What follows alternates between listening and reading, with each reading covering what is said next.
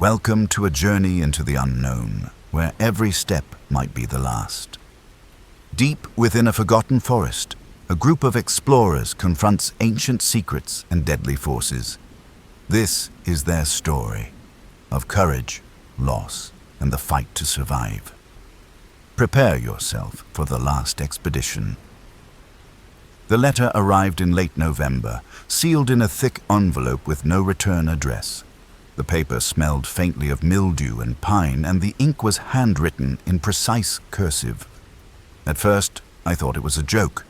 No one writes letters anymore. Not like this.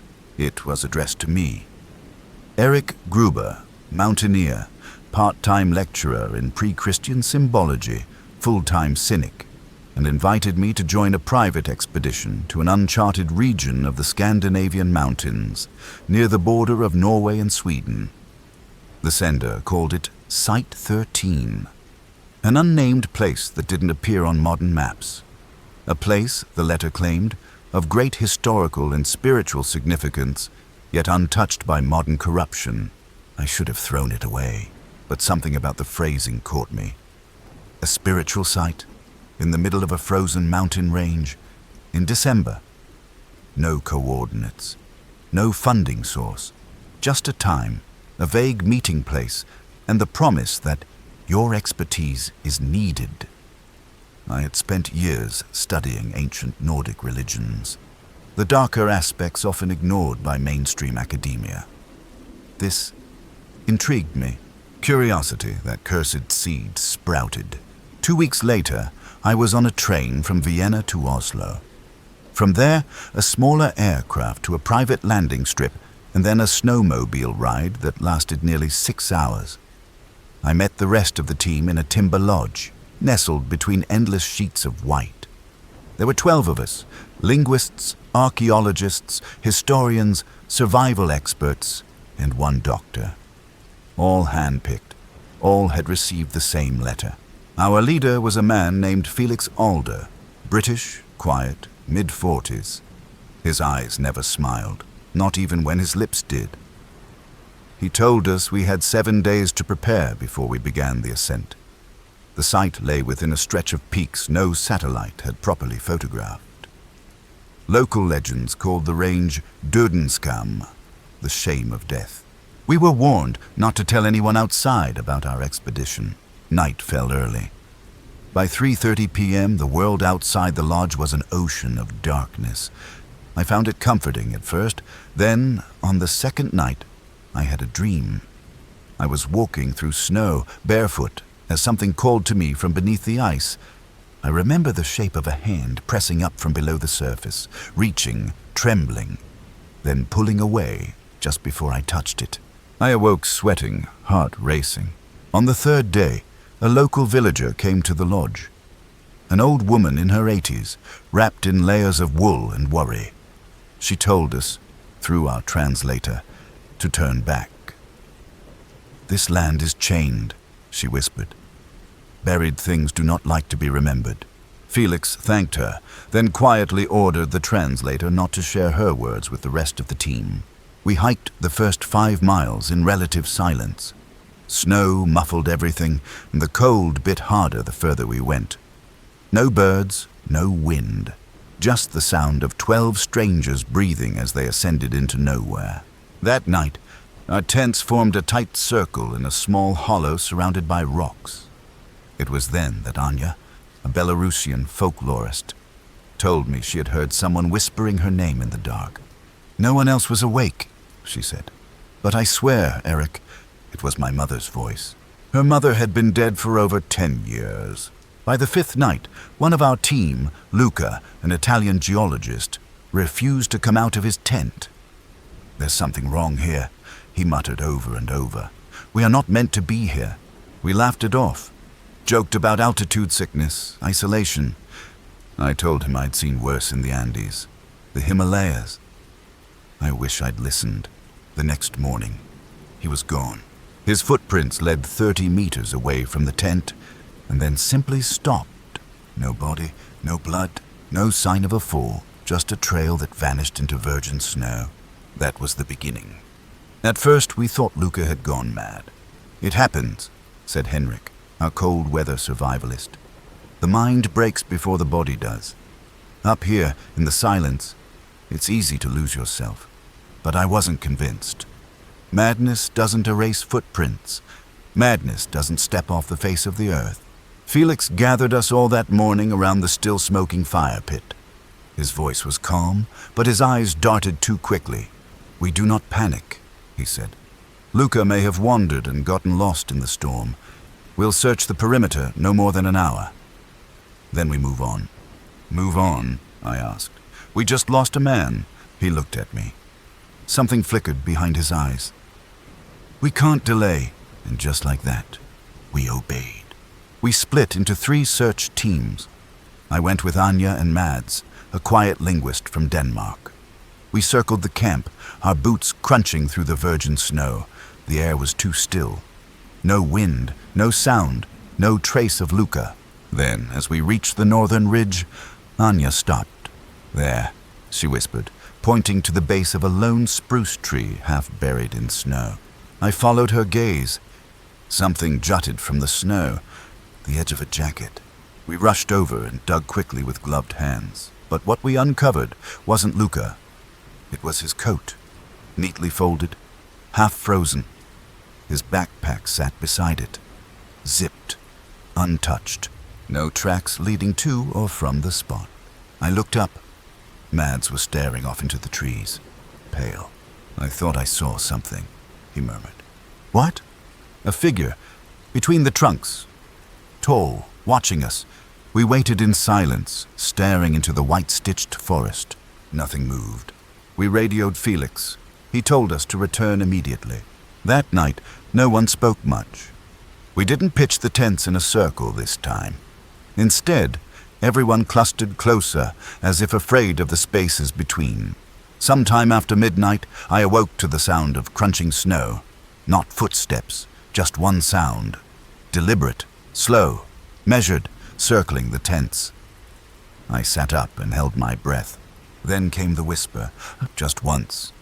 So soft, I wasn't sure it was real. "Eric," I froze. The voice had come from behind the tent.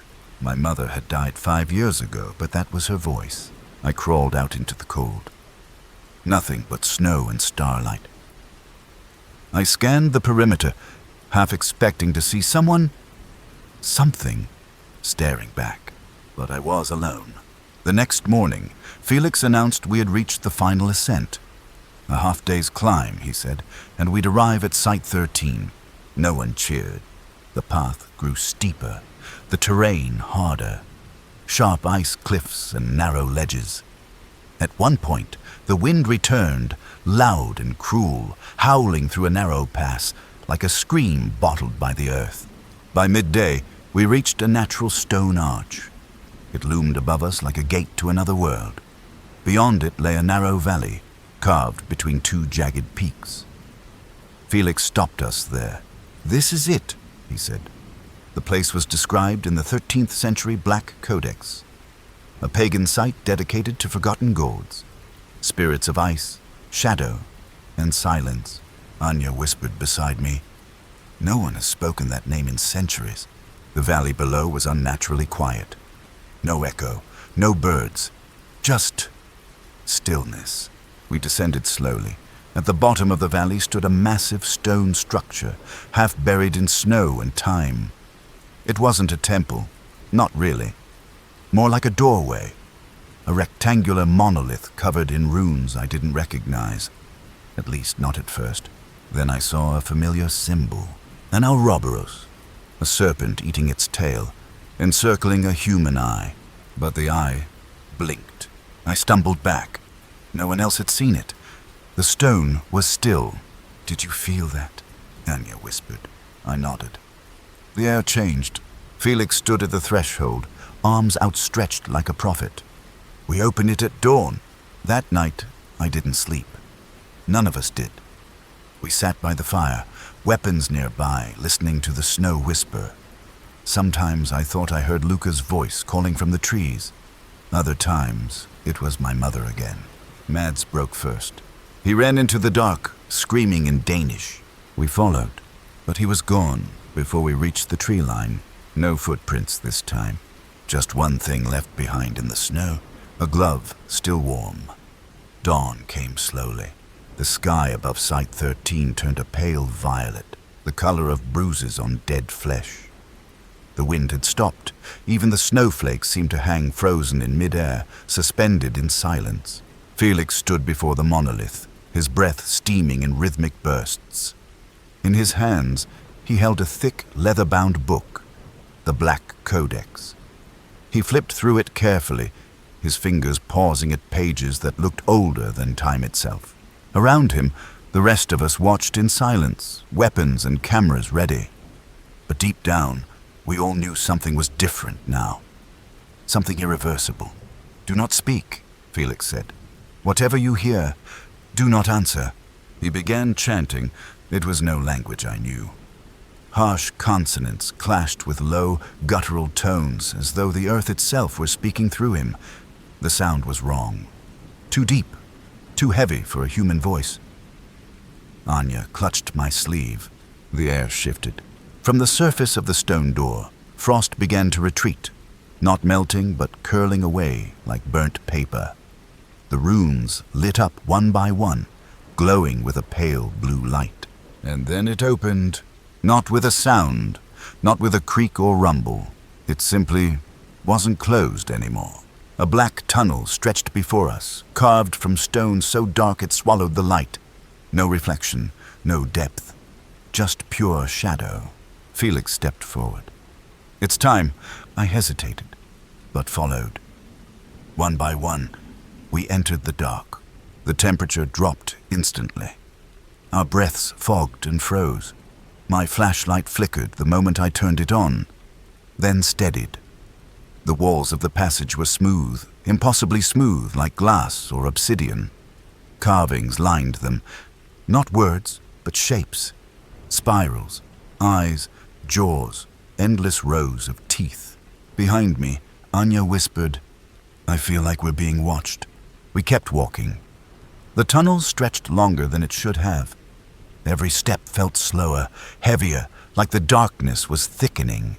Then we reached the end. A vast chamber, circular and hollowed out from the mountain's heart.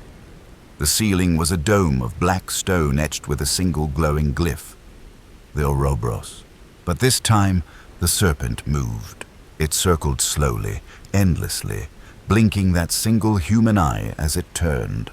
I couldn't breathe. Felix stepped into the center and raised his voice again. But it wasn't him speaking. The voice that came out was layered, inhuman, echoing from deep inside his chest. The words clawed at my ears. I felt my nose bleed. Mads dropped to his knees, clutching his head. Anya screamed. Then something answered. From beyond the stone, the shadows began to twist. They weren't moving like smoke or mist.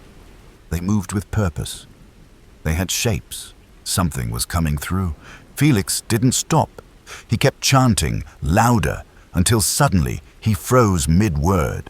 His mouth hung open, eyes wide, locked in a silent scream. Then he crumbled. Not collapsed, crumbled like dry soil. His body broke apart and fell into dust. And behind him, something stepped through the wall. It was tall, too tall. Its shape was wrong. Too many joints. Too many limbs. It shimmered like oil and shadow, and its face, if you could call it that, was a tangle of eyes and teeth, constantly shifting. None of us moved. It didn't see us. Or maybe it didn't care. It walked to the center where Felix had stood and knelt, like a priest or a god. The glyph above stopped spinning. Then everything went quiet, and I heard a voice in my mind, not spoken, not whispered, placed there, like a thought, not my own. "You have opened the door. You are mine." Anya grabbed my arm. "We have to run," but we couldn't go back the way we came. The tunnel had disappeared. Only one exit remained. A narrow stairway cut into the far wall, spiraling down. Without a word, we ran. We didn't look back. Not when the walls began to pulse. Not when the floor bled. Not when we heard Felix's voice echoing behind us. From a mouth that no longer existed, the spiral staircase was narrow, old, and alive. With every step we took downward, the air thickened. It wasn't just cold anymore. It was wet, like breathing through a soaked rag. The walls, once smooth, now felt porous and soft, as though they were made of flesh. And with each step, the stone beneath our boots made a noise. A squelch, not stone, meat. "I want to go back," Mads said, voice cracking. "I want to go up." "There is no up," Anya replied without looking back. We didn't speak after that. Down and down we went, each step slower than the last. The walls pulsed. Sometimes I thought I could hear a heartbeat, far away, steady, like a war drum. Then came the voices. At first, just a whisper. Familiar. So familiar I thought it was my own voice. Then it split into many. Laughter, sobbing, calling our names. Mine was first. "You left us. You watched her drown, my sister, that night in the lake. No one knew I was there. No one saw me hide. But something did."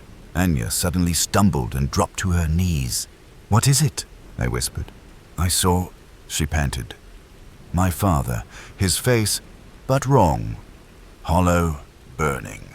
She shook her head, stood again, and kept going. We all did. Because what else was there? Then the stairs ended. We stood before a chamber so vast it felt outdoors. The roof stretched into shadow high above us. The floor was uneven and wet. Our flashlights flickered constantly now, refusing to hold steady. The walls, if you could call them that, were covered in growths. Veins, eyes, something like teeth. In the center, a stone table, and on it, bones, arranged deliberately, almost respectfully. But they weren't human. Too long, too many joints. A skull like a horse, but with 6 eyes. Felix's codex lay beside them, open. But who put it there? Mads stepped forward, then froze.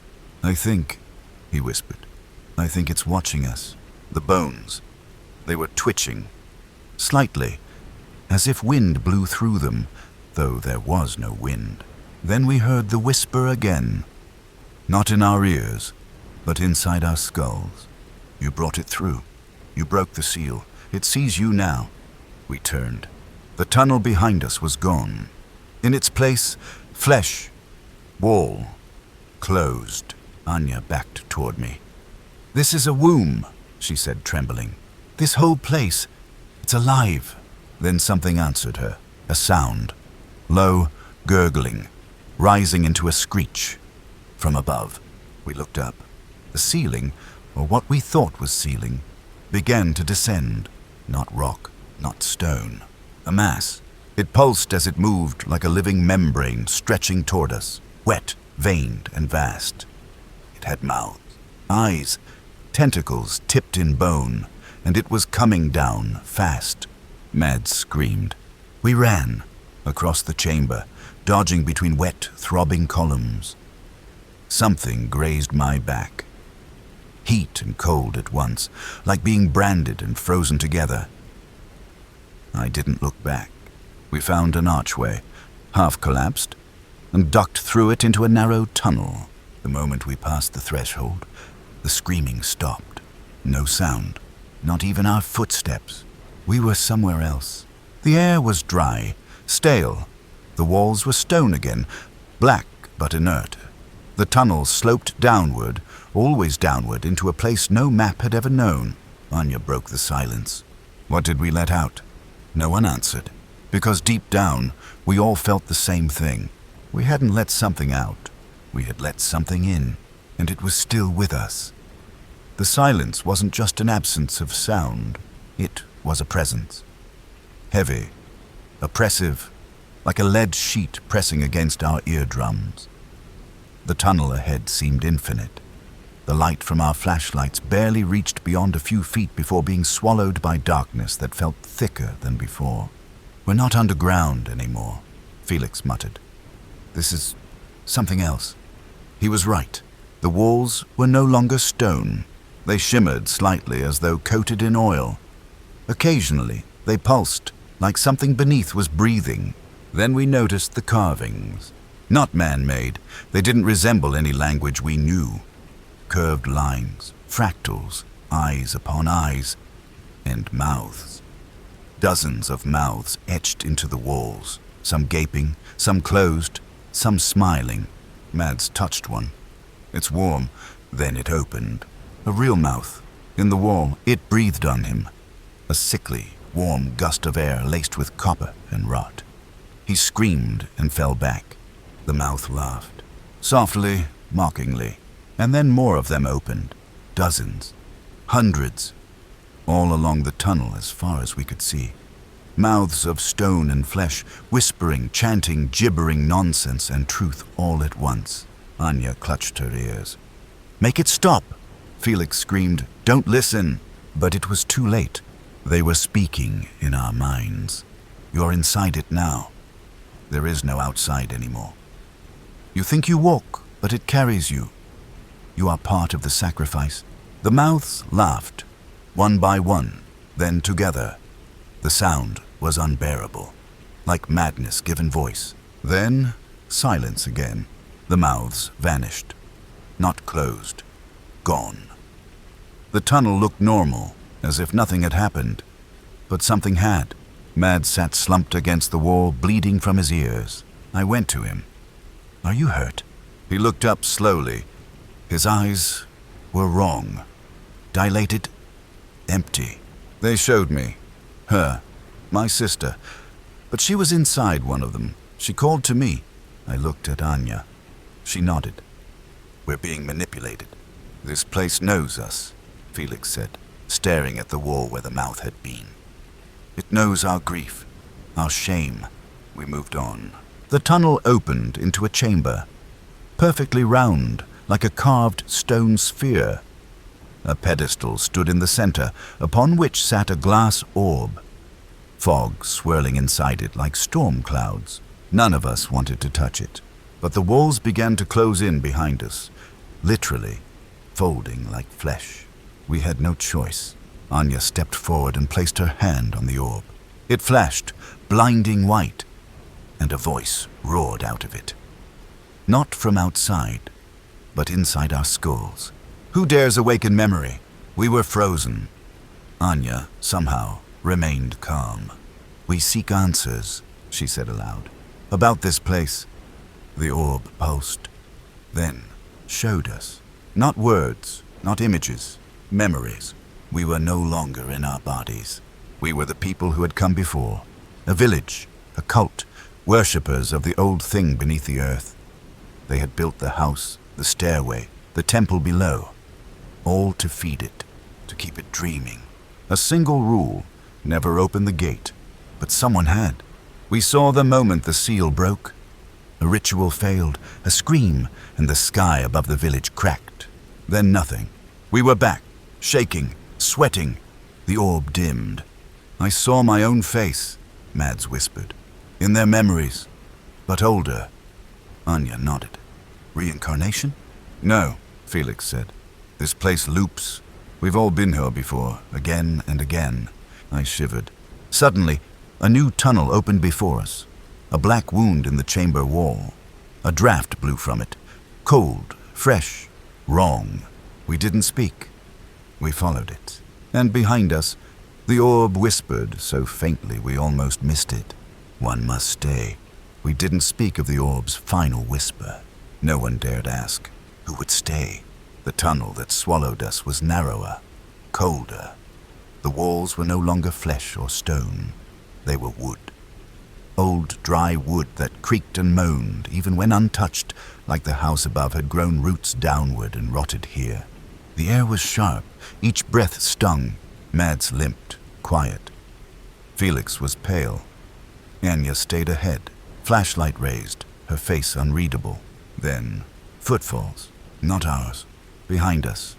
Bare feet, fast and light, slapping against the floorboards. We turned. Nothing. "Did anyone?" I began. "Yes," they all said at once. We walked faster. The tunnel ended at a wooden staircase spiraling downward, impossibly steep. Each step groaned like it could collapse. As we descended, the air grew heavier, the space thinner. It felt like we were descending between the layers of the world. Halfway down, we passed a mirror, just sitting on the wall, antique, cracked, dusty. But our reflections were wrong. We looked older, dirtier, blood on our mouths, black veins under our skin, and someone else stood among us. A fifth figure, blurred, smiling. We didn't stop. At the bottom, the stairs opened into a room, wooden, candle-lit, with walls lined by shelves full of children's shoes. Hundreds, maybe thousands, dirty, worn, all sizes. In the center was a cradle, empty, and beside it, a door. Wooden, ordinary, no handle. Anya whispered, "I've seen this before. In a dream." Felix stepped closer, then froze. Listen, a sound, gentle, wet, breathing on the other side of the door, slow, deep, sleeping. Mads whispered, "That's it, the thing that dreams." Suddenly, Anya staggered, blood from her nose. She gasped and fell to her knees. "I saw it," she whispered. "A mind, so vast, it doesn't notice us. Like ants in its skull, if it wakes." Even for a moment, she didn't finish. The cradle rocked. By itself. Felix backed away. This is the heart, the nursery, the memory. If we go further, Mads touched the cradle. Then we become part of it. I stepped toward the door. What happens if we open it? Anya grabbed my hand. "We can't. That's what broke the world before." The door pulsed. Once, like it was alive. And then the voice returned. Not from the orb, but from beneath our feet, beneath our skin. One must stay to seal the gate. We turned. The cradle now had something inside it, a small twitching lump under a black blanket. Mads walked toward it. Anya whispered, "Don't." But he looked back, smiling gently. "It's okay. I've seen it all. I think I've always known." Mads, no. He touched the blanket, pulled it back. Whatever was inside, we didn't see. We couldn't. Our minds rejected it. But Mads didn't scream. He smiled. The candlelight flared. The cradle stilled. The room exhaled. Then, the door creaked open, and beyond it, light. A forest. Moonlight. Wind. We fled through it, one by one, except Mads. He stayed. As the door closed behind us, we heard him whisper, "Tell them it's still dreaming." The forest wasn't ordinary. It breathed. Not like wind, not like trees rustling, but a pulse, a rhythm. The ground itself rose and fell like lungs beneath our feet. We stood in silence, unsure whether we were free or inside something worse. Anya was shaking. Felix refused to speak. I counted the names under my breath. Anya, Felix, me. My voice caught. "Mads," I whispered. "Gone, but not forgotten." The trees were tall and black, bark like burned skin. No stars above, only a cracked gray sky unmoving. The moon was wrong, too close, too bright, flickering like a dying bulb. We walked without knowing where we were going. The path was winding, overgrown with brambles shaped like fingers. Every so often, we'd pass a stump that looked like a screaming face, or a twisted root shaped like a child curled in pain. "It's remembering," Anya said suddenly. "What is?" I asked. "The house, the forest, this whole place. It's not real. It's the memory of something that was." Felix stopped. "I hear something." We listened. Far off. Bells. Not wind chimes. Funeral bells. And closer. Footsteps. Again. But not just one set. Many surrounding us. We turned and saw them. People. Sort of. Half buried in the trees, as if they'd grown into the trunks. faces stretched with pain, eyes watching us without blinking. Some wore explorers' gear, some tattered robes, some no clothes at all, just skin like wax, hair like dust. All of them had holes in their chests. Anya stepped back. The others, from before, other groups, other sacrifices. The forest had kept them. The one closest to us moved, a jaw unhinged, too wide, and it spoke. "You don't belong here." Felix raised the flashlight. The thing hissed, smoke rising from its eyes. But it didn't attack. "Run," Anya whispered. So we did. Branches tore our clothes, vines grabbed our feet. The forest did not want to let go. Then a clearing, dead grass, a dry well, a broken fence, and beside it, a barn, old, collapsed on one side, doors wide open. Without a word, we rushed inside. Inside was darkness, but a familiar one. No trees, no whispers, just dust and silence. We collapsed against the wall, gasping. Anya whispered, "I saw this barn, years ago, in a dream. It always ended in fire." Felix said nothing. He stared at the center of the barn. There was something there, a chair, and on it, a book, black leather, locked with a silver clasp, and beside it, a key. I stepped forward. The book throbbed. Not metaphorically. It pulsed, like it was breathing. Felix grabbed my arm. "Don't!" But I had to. I picked up the key, fit it into the clasp.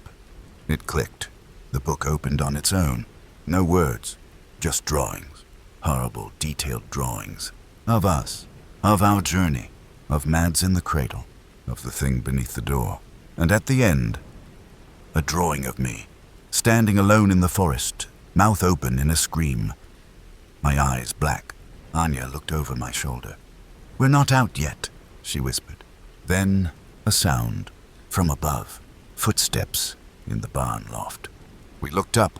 Someone was there, watching. "Who's there?" I shouted, though my voice cracked halfway through. Silence. We stared at the loft above, shadows shifting behind the rotting wood rails. Then, slow, deliberate footsteps. Whoever, or whatever, was up there. It wanted us to know it was not afraid. Anya clutched my sleeve. "This place, it's remembering us." Felix moved toward the ladder. "We can't let it trap us here." "Felix, don't!" Anya hissed, but he was already halfway up. The barn creaked. Dust rained down. And then he stopped, frozen. "Felix?" I called. No response. He stood still, staring into the loft. Then he whispered, "It's Mads." I rushed up after him. At the top, I saw it. Not Mads, but a figure shaped like him. A boy in the same coat, same muddy boots. But his eyes were hollow, and his body moved with a jerk, like a puppet on strings. He tilted his head and smiled. The same crooked, boyish grin that Mads always used when teasing us. But it wasn't him. It couldn't be. "Mads?" Felix asked again. The thing spoke in his voice. "Don't you remember, Felix? You left me." Felix backed away. I stepped between them. "You're not real." The thing blinked, not vertically, but sideways like a snake. Then it lunged. I pushed Felix down the ladder.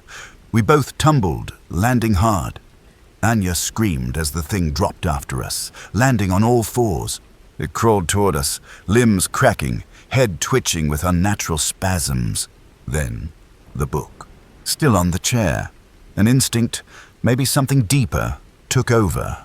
I grabbed it and threw it open. The pages flipped wildly. Images flickered, of fire, blood, screaming mouths, endless trees. The thing shrieked and collapsed, writhing as smoke poured from its eyes and ears. And then, silence. The thing was gone. So was the chair. So was the loft.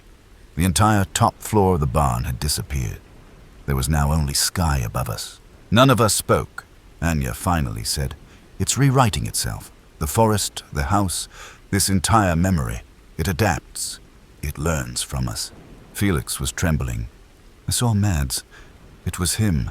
It knew everything. I helped him sit down. It wasn't Mads. It was something else. Something using him. But why? Anya looked at the book.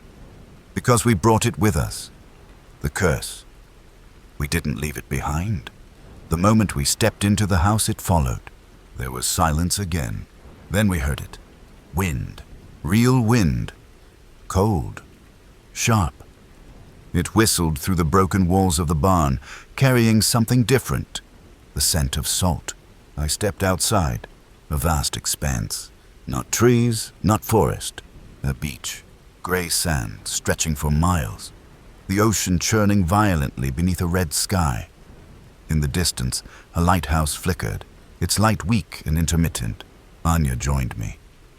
I dreamed of this too, she whispered. The fire always ends. At the sea. Felix followed, still dazed. What now? I turned to them both. We keep moving, until we find the edge of this memory, or burn it to the ground. We walked toward the sea. Behind us, the barn collapsed. It didn't fall. It sank, as if swallowed by the earth. The wind howled louder. And above, the sky cracked again, spiderweb fractures revealing flashes of black behind the red. Something was breaking, and something else. Watching. The sand beneath our feet was wet and cold. Each step left a perfect imprint that remained untouched by the wind, as though the beach wanted to remember us. The sea was violent. Black waves crashed against jagged rocks further ahead, spraying salty foam that hissed as it touched the ground. We walked in silence for hours. The sky above pulsed with a red hue like a dying sun trapped behind torn clouds. We're not in our world anymore, Anya finally said. I nodded. We crossed into something else. Some place made of memory, of pain. Felix stared ahead. Look, in the distance, half buried in the sand, stood a row of crooked wooden posts. As we approached, we saw what they really were, grave markers. Each one bore a name, carved crudely into the wood. Most were worn by wind and salt, but some were still legible. Casper, I whispered, brushing off the sand. Lisette, Johann. These are local names, Anya said. Old, like 1800s or earlier. Then Felix pointed. There, further down the beach, a single grave had fresh flowers placed before it. White lilies, untouched by decay. We approached cautiously. The name carved on the marker was Claire, Mads A. Thorne. Felix dropped to his knees. No, this can't be here. He's not dead. But none of us corrected him. The air grew colder. The waves slowed, unnaturally so, as if time itself had paused to watch. Then we heard it. Splashing. Behind us. We turned. Out of the sea, figures were emerging. Pale, thin, waterlogged. Some missing pieces. Fingers, eyes, jaws. But all still moving. Their eyes glowed faintly blue. Anya gasped. The drowned ones. I pulled Felix to his feet. Run! We sprinted along the beach, past the graves, past the surf. The figures didn't run. They walked, but with each step, they got closer, the world behind them distorting like a reflection on broken glass. One reached out. I felt its fingers graze my arm. Ice spread through my veins. Not cold, but absence, like something inside me had been scooped out. Anya pulled me forward. The lighthouse. It shimmered in the distance, its beam flickering like a dying heartbeat. We ran. As we reached the cliffs, the ground turned to wet stone. Slippery, treacherous. Felix slipped. I caught him just in time, pulling him back from the edge. The drowned ones were almost upon us. Anya reached the lighthouse door. It's locked. I slammed against it. Nothing. Then I remembered the book, still clutched in my coat. I pulled it out. The pages fluttered wildly, glowing with strange symbols. One page pulsed, white hot. And in the center, a shape. A key. I pressed the book against the door. It clicked open. We shoved inside, slamming it shut. Darkness. The only sound, our breath in distant waves. Then, from above, a dim blue light flickered. A spiral staircase led upward, winding around the hollow center of the tower. No time to speak. We climbed. Each step echoed like thunder. Below us, the door shook as the drowned ones clawed at it. Halfway up, I saw writing on the wall, carved into the stone.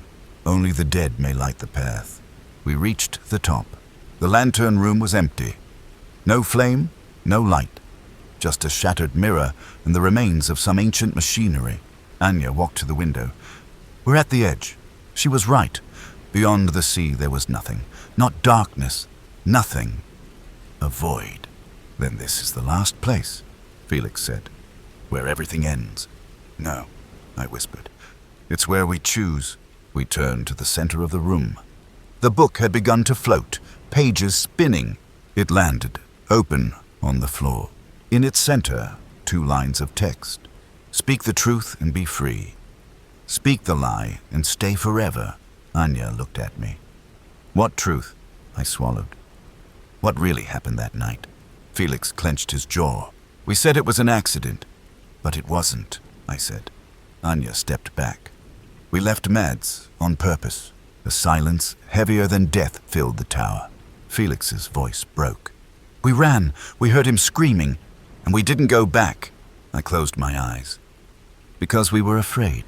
The book glowed. A wind swirled. Then, a door appeared. A glowing arch of white light in the wall. The drowned ones pounded at the lighthouse below, but we no longer heard them. Anya touched the door. If we walk through, we're free, I nodded. But Felix didn't move. I don't deserve to leave, he whispered. I placed a hand on his shoulder. Then stay, but know the truth. Let it burn the lie away. He looked at me and stepped toward the light. We followed.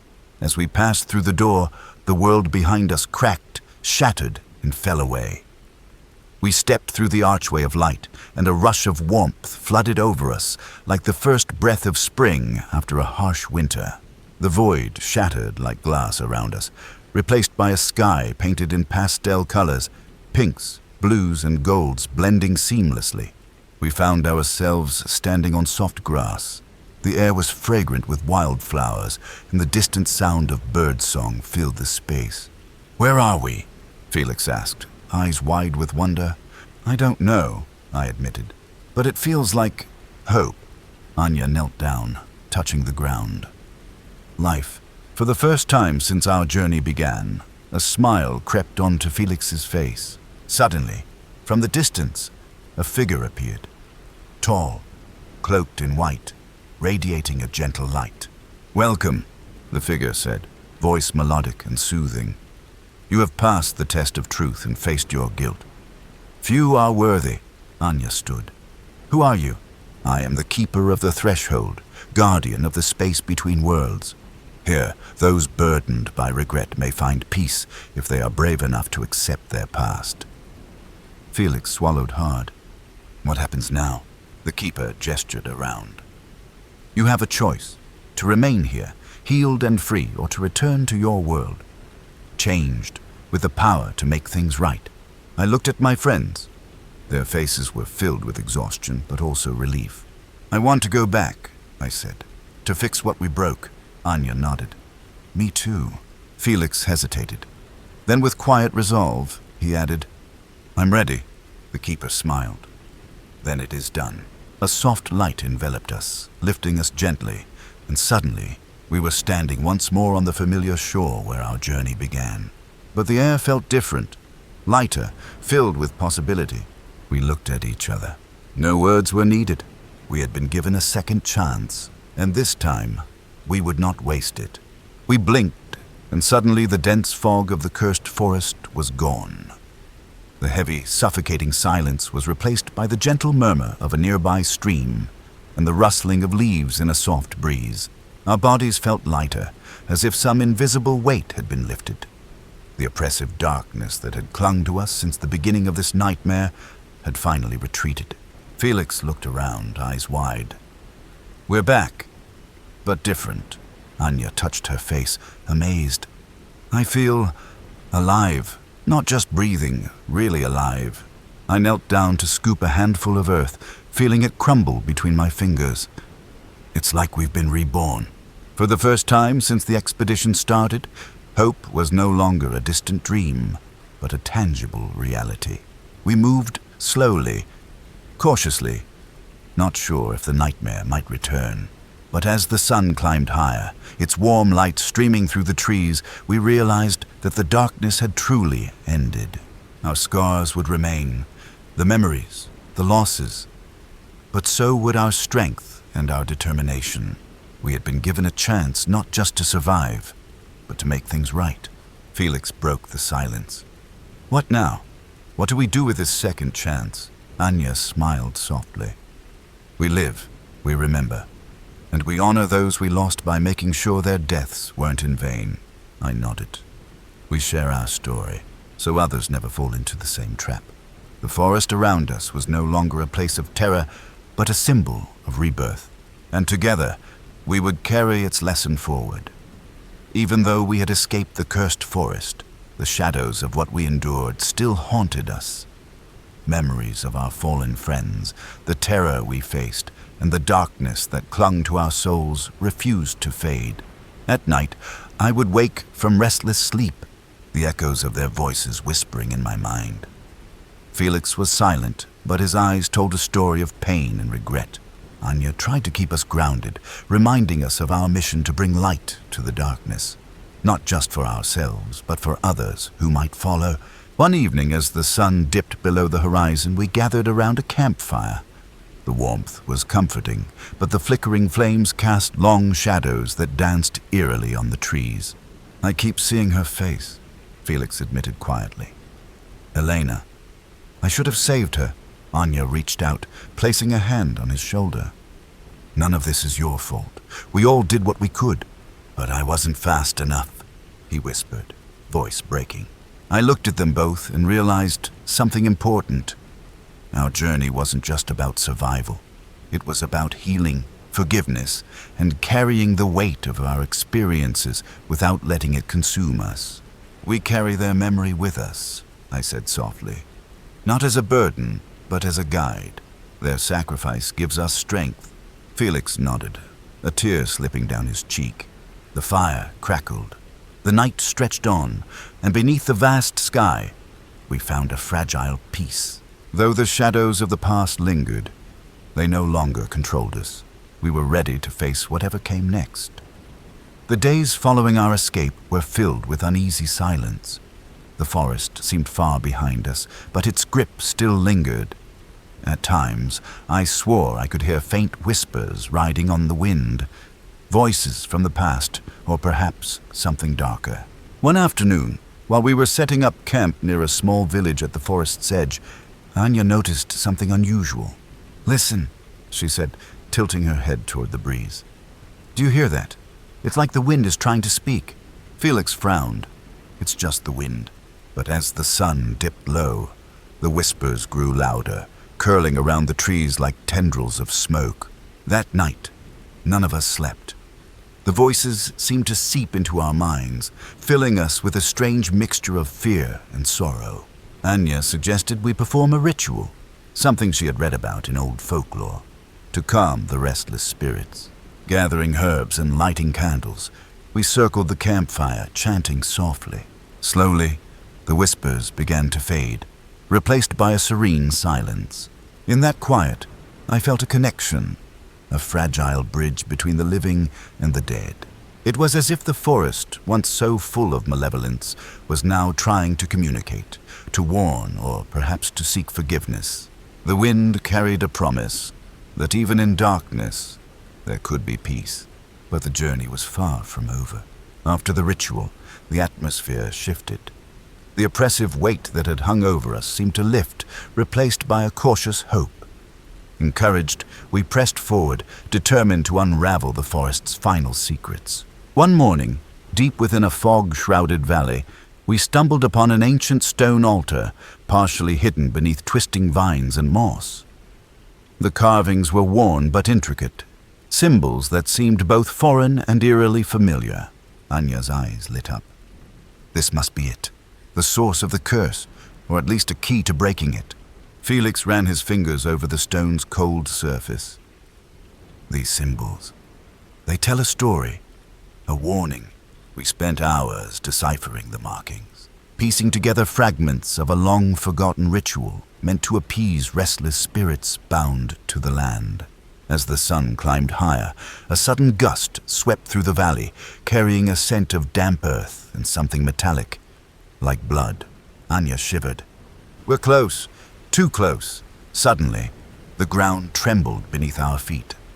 From the shadows emerged figures, spectral guardians, silent but imposing, their eyes glowing with an otherworldly light. Fear gripped us, but we stood our ground. The altar was our last hope. With trembling hands, Anya began the counter-ritual, reciting the ancient words she had painstakingly translated. The spirits wavered, their forms flickering like candle flames. Then, with a final surge, they dissipated into the morning mist. Silence fell, profound and complete. We had faced the heart of darkness and survived. But the forest's mysteries still whispered, promising more to come. With the spirits finally at rest and the curse seemingly lifted, we began the long trek back to civilization. The forest, once a place of terror, now felt strangely calm, as if it were thanking us for our courage. Our path led us through winding trails bathed in golden sunlight, past towering trees that no longer seemed threatening but majestic and wise. Birds sang songs we hadn't heard before, and the air smelled fresher, filled with hints of blooming flowers. Yet despite the peace, none of us spoke much. The weight of what we had experienced hung heavily in our hearts.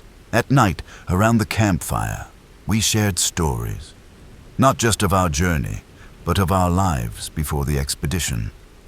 Bonds strengthened in the flickering light, laughter breaking through the shadows of fear. Felix, once stoic and guarded, opened up about his childhood in a small village not far from here, revealing a side none of us had seen. Anya shared her dreams of becoming a historian, her fascination with ancient cultures now deepened by what we'd witnessed. As we neared the edge of the forest, a gentle breeze carried the faintest whisper of a farewell.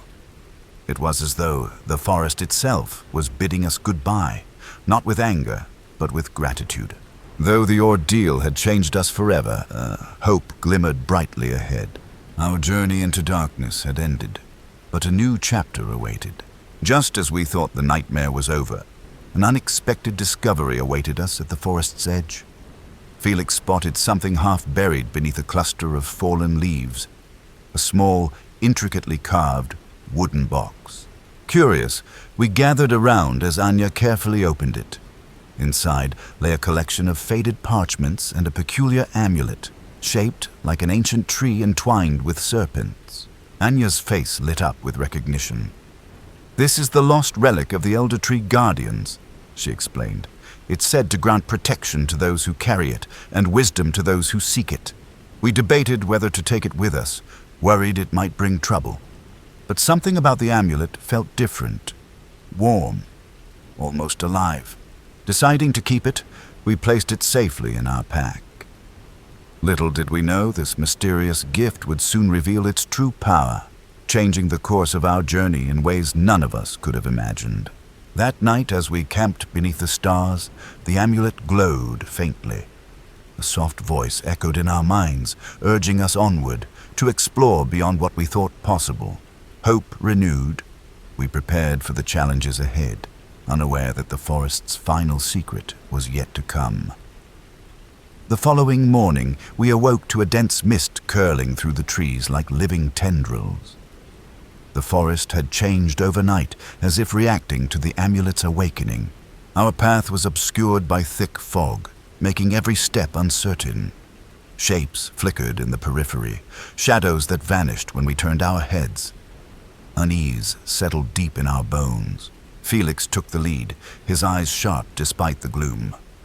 "Stay close," he warned. "The forest knows we carry the Guardian's relic. It's testing us." As we moved cautiously, whispers floated through the mist, soft voices speaking in an ancient tongue, unintelligible but filled with urgency. Suddenly, the ground beneath Anya crumbled. She stumbled into a hidden pit, her scream cut short by a sudden silence. Panic surged, but Felix quickly anchored a rope and helped her climb out, shaken but unharmed. That near tragedy reminded us of the dangers lurking unseen. The forest was alive with secrets, and we were mere trespassers on sacred ground. Yet the amulet's faint glow pulsed steadily, a beacon of hope amid the shadows. We pressed forward, determined to uncover the forest's last mysteries before it claimed another victim. As the mist began to thin, we stumbled upon a clearing unlike any we had seen before. In the center stood an ancient stone altar, covered in moss and carved with symbols that pulsed faintly with an eerie light. Anya studied the markings closely. "This must be the site of the Elder Tree Guardian's ritual," she whispered. "A ceremony to bind the forest spirit to the amulet." Suddenly, the ground trembled beneath us. From the shadows emerged ethereal figures, ghostly apparitions of the Guardians themselves, their eyes glowing with otherworldly fire. They spoke in unison, their voices echoing like the rustle of leaves. "You have freed us, but the balance must be restored. To complete the ritual, one among you must offer a vow, pledge your soul to the forest's protection." A heavy silence fell. Each of us understood the gravity of the choice. To save the forest and ourselves, sacrifice was necessary. Felix stepped forward without hesitation. "I will make the vow," he declared, his voice steady despite the weight of destiny.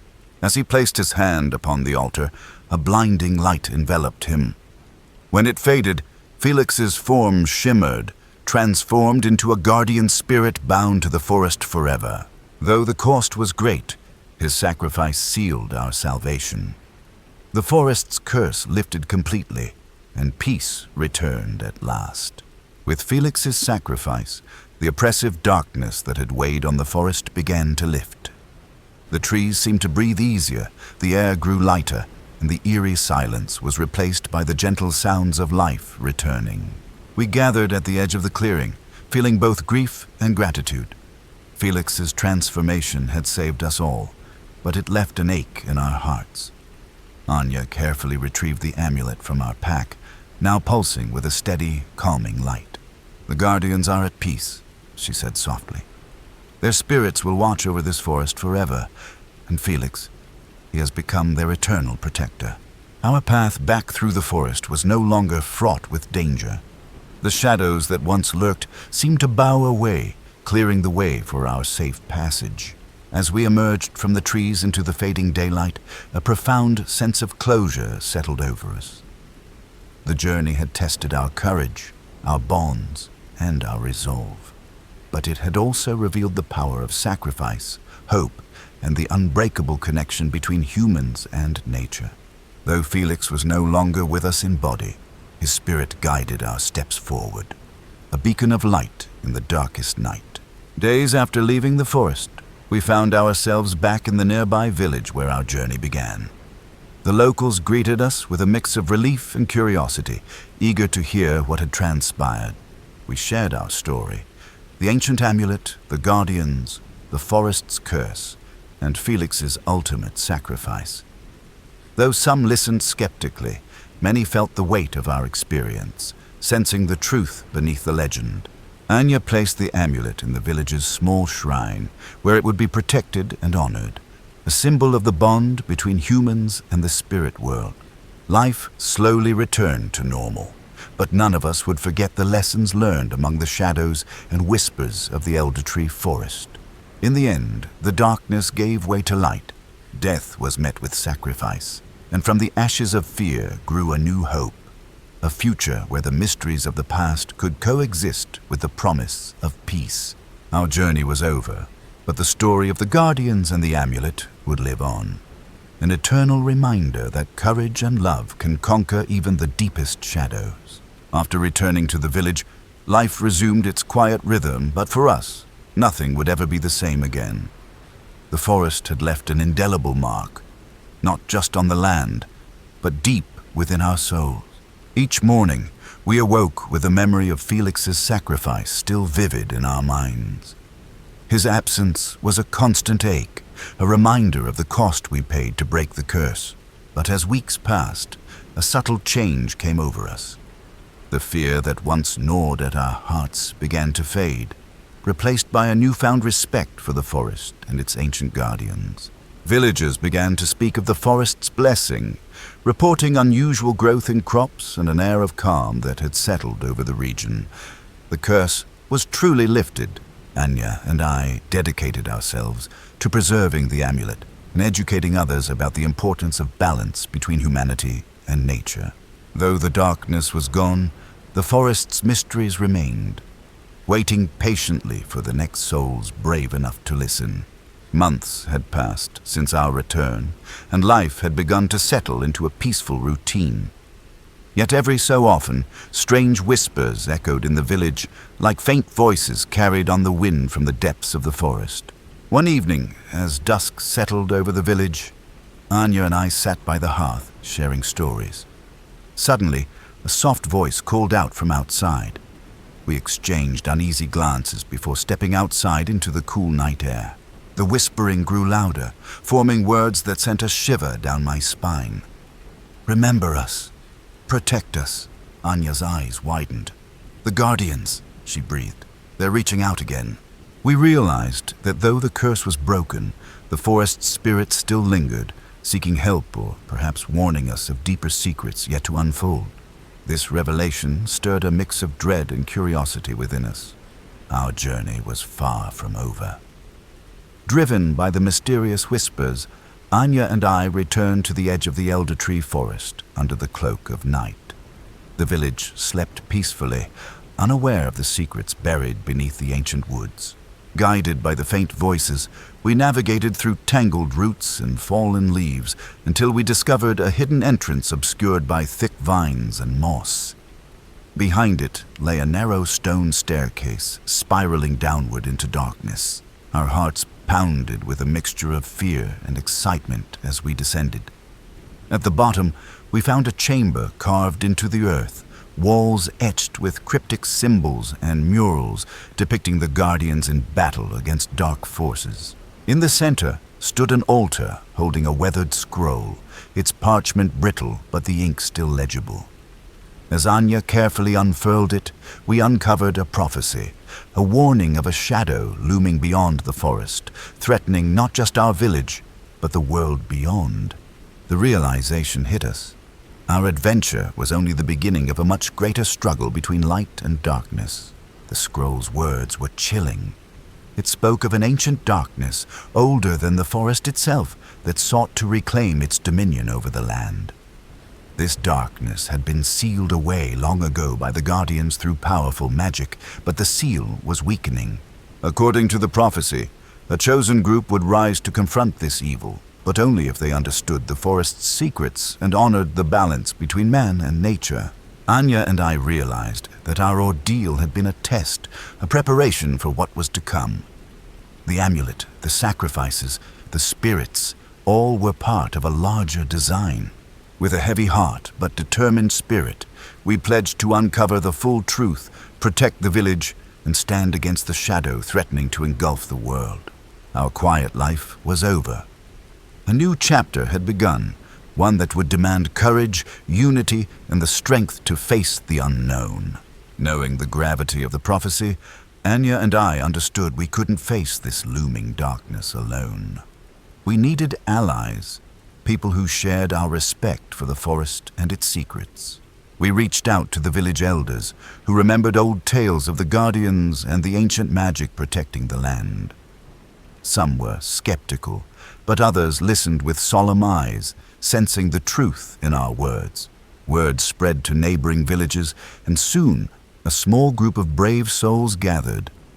There was Marcus, the skilled hunter with knowledge of the forest's creatures; Sophia, a healer versed in herbal lore; and Elias, a historian who had studied the region's myths for years. Together, we formed a pact, a promise to stand united against the darkness. Each of us brought unique skills and strengths, but more importantly, a shared determination to protect what we loved. The journey ahead would be perilous, but with allies by our side, hope burned brighter than ever. With our group formed, the time came to face the first trial foretold in the prophecy. The elders spoke of a cursed glade deep within the forest, where shadows moved with a will of their own and the air hung thick with malevolence. As we ventured into the glade, a cold mist curled around us, and eerie silence replaced the usual forest sounds. Suddenly, the ground beneath us shifted, revealing a pit filled with twisting roots and glowing eyes staring from the darkness. Marcus took the lead, moving carefully to avoid traps, while Sophia chanted softly, invoking protective herbs. Elias deciphered ancient runes carved into stones, guiding us safely through the maze.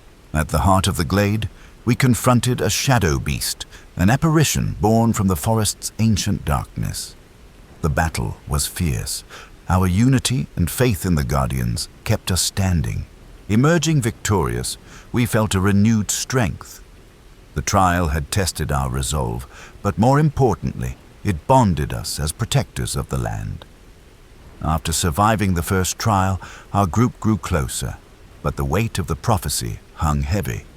We decided to explore the next clue, the ruins of a forgotten village deep within the forest, mentioned in Elias's research.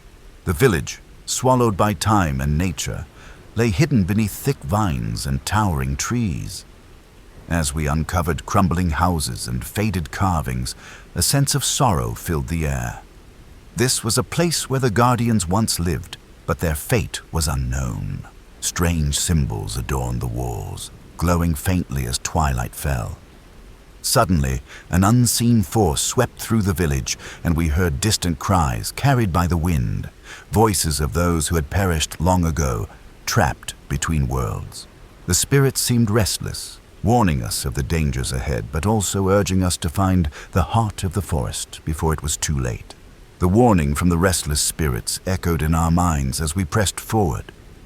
The heart of the forest was said to hold the key to sealing the ancient darkness once and for all, but it was protected by a spiritual trial that had claimed the lives of many before us. At the village's sacred circle, we found a stone altar inscribed with cryptic symbols.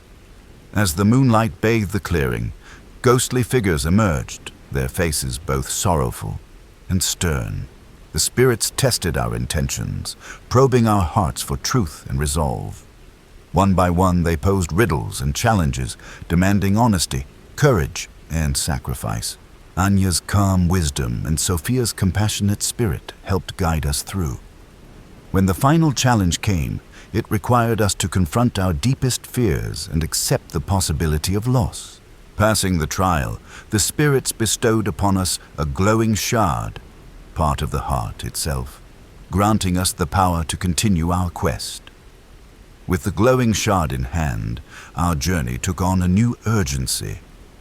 The heart of the forest was close, but the ancient darkness sensed our approach and stirred more violently. The forest itself seemed alive, whispering warnings through rustling leaves and shifting shadows. One night, as we camped near an ancient oak, I awoke to a soft voice carried on the wind, a whisper only I could hear. It was the voice of the forest, ancient and wise, urging me to trust the land and its creatures and to listen beyond what the eyes could see. The voice guided me to a hidden path, lined with silver ferns glowing faintly under the moonlight. Following the trail, we discovered an underground cavern where the heart pulsed with a rhythmic light. But the darkness was waiting, its presence palpable. As we prepared to enter, I realized the forest's whisper was not just a guide, but a call for unity and courage. We descended into the cavern, the air growing cooler and thick with an ancient energy. The glowing shard illuminated the winding tunnels, casting dancing shadows on the walls. Every step echoed, reminding us how alone and vulnerable we were. At the cavern's heart lay the heart of the forest, a crystal pulsing with life and darkness intertwined. Its light was mesmerizing yet haunting, like the heartbeat of the earth itself. But as we approached, tendrils of shadow reached out, testing our will. The cavern challenged us, physically and spiritually, forcing each of us to confront not only the darkness outside but the darkness within. Through unity, courage, and the lessons we'd learned, we managed to purify the crystal, sealing away the ancient evil. The forest sighed in relief, its light returning stronger than ever. Our journey was far from over, but hope had been restored. The air in the cavern began to change after the crystal's purification. The oppressive darkness lifted, replaced by a soft, radiant glow that bathed the walls in warm light. It felt as if the forest itself was breathing a sigh of relief, healing from centuries of pain. As we gathered around the glowing heart of the forest, a vision appeared before us. Images of the Guardians past, their sacrifices, and the ancient pact they had made to protect the land from evil forces. We saw the origins of the curse, and how it twisted the forest into a place of fear and death. But now, with the crystal purified, the curse was broken. The forest began to heal, its plants flourishing anew, animals returning, and the air buzzing with renewed life. The spirits of the Guardians appeared one last time, thanking us and urging us to carry their story beyond this place. They warned that vigilance must continue, for darkness always lurks at the edges of light. In that moment, we understood our journey was not just about survival, but about becoming protectors ourselves, guardians of a fragile peace. As we exited the cavern, dawn was breaking, casting golden light over the forest. It was a new beginning, for the land, for the spirits, and for us. Though the dangers were many, hope now burned brightly within our hearts. With the dawn breaking and the curse lifted, our group began the long journey back through the forest. The atmosphere had changed completely. The once oppressive gloom was replaced by vibrant life. Flowers bloomed where only decay had been before, and the songs of birds filled the air, replacing the haunting silence that had gripped us for so long. Our steps felt lighter, but the memories of the trials we had endured weighed heavily on our minds. Each loss was a silent echo within our hearts, reminders of the sacrifices made and the darkness we had overcome. As we moved toward the forest's edge, we noticed subtle changes in ourselves. The forest's magic had marked us. We felt a deep connection to the land, as if part of the ancient spirit now flowed within us. We understood that our lives would never be the same. We were now guardians, bound to protect the forest and its secrets, and to ensure the balance between light and shadow remained. The road ahead was uncertain, but hope and purpose guided us. Our ordeal had forged an unbreakable bond among us, and we knew that together we could face whatever lay ahead. Though the forest was healing and light had returned, the journey home was far from peaceful. As we walked through the fading woods, shadows seemed to cling more tightly, whispering echoes of the past. Memories we thought buried began to resurface. Faces of those we lost, haunting regrets, and fears we had tried to suppress. The forest was not done testing us. The darkness we had battled still lingered in the corners of our minds. One evening, around the campfire, strange visions appeared to each of us. Phantoms of the past revealing hidden truths and unresolved guilt. These apparitions forced us to confront inner demons, stirring old wounds and demanding closure. Through painful confessions and shared stories, we began to heal emotionally, realizing that the true battle was not only with the forest's evil, but also with ourselves. The shadows of the past were fading, replaced by a new strength born from acceptance and forgiveness. As we neared the edge of the forest, a sudden encounter changed everything. A group of locals who had long lived in the shadow of the cursed woods emerged from the trees. Their eyes held the same wary knowledge we had gained through hardship. They revealed themselves as the keepers of the old ways, guardians who had protected the forest's secrets for generations. Their traditions intertwined with the magic we had just witnessed, and they offered to join forces with us. Though cautious at first, we realized that our goals aligned: to preserve the forest's delicate balance and prevent future dark forces from rising again. Together, we shared knowledge, combining ancient wisdom with our modern understanding. It was a fragile but hopeful alliance, symbolizing a new chapter for the forest and its people. In unity, we found strength. The days that followed were filled with learning and preparation. Under the guidance of the keepers, we studied the ancient rituals and sacred sites scattered throughout the forest. We came to understand the delicate balance between nature and the supernatural forces that shaped this land. The forest was no longer just a place of danger. It was a living entity with its own will and spirit. We were humbled by the knowledge that protecting it meant more than just keeping evil at bay. It meant honoring a legacy centuries old. Our group evolved from mere explorers into true guardians of the forest. We forged bonds with the keepers, sharing stories, traditions, and hopes for the future. Each day brought new challenges, but also a deepening sense of purpose. The forest had given us a second chance, not just at survival, but at becoming part of something greater than ourselves. One morning, the keepers guided us to a hidden shrine deep within the heart of the forest. A place long forgotten by time and swallowed by nature's relentless growth. The shrine was overgrown with moss and vines, its stone walls cracked and weathered.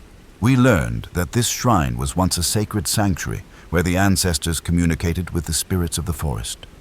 It was here that the balance between the human world and the supernatural had been maintained through rituals and offerings.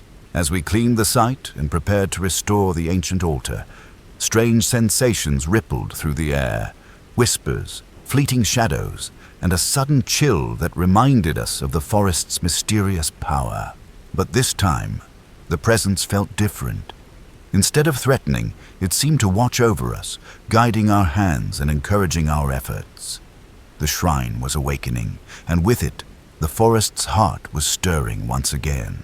As the shrine's restoration progressed, an overwhelming energy began to fill the forest. The air shimmered with an unseen force, and the trees seemed to hum with life. One evening, as the sun dipped below the horizon, we witnessed a breathtaking vision. A luminous spirit emerging from the altar's ancient stones. The spirit radiated warmth and calm, a stark contrast to the darkness we had faced. It spoke without words, conveying messages of peace, healing, and balance. Through this silent communion, we understood that the forest's curse was lifting. This spirit was the guardian of the forest's true heart, awakened by our respect and courage. It offered forgiveness to those who had suffered and promised protection for future generations. Our fear began to dissolve, replaced by hope and reverence. The awakening spirit was a sign that our journey, though marked by tragedy, was moving toward redemption. With the awakening spirit guiding us, the forest began to heal. The once dark and oppressive atmosphere lifted, replaced by a gentle calm that spread through the trees and streams. The keepers taught us rituals of reconciliation, ceremonies to honor those lost and to mend the rift between the human world and the spirit realm. We held a solemn gathering at the shrine, lighting candles and offering flowers, voices blending in prayers and songs that echoed through the canopy.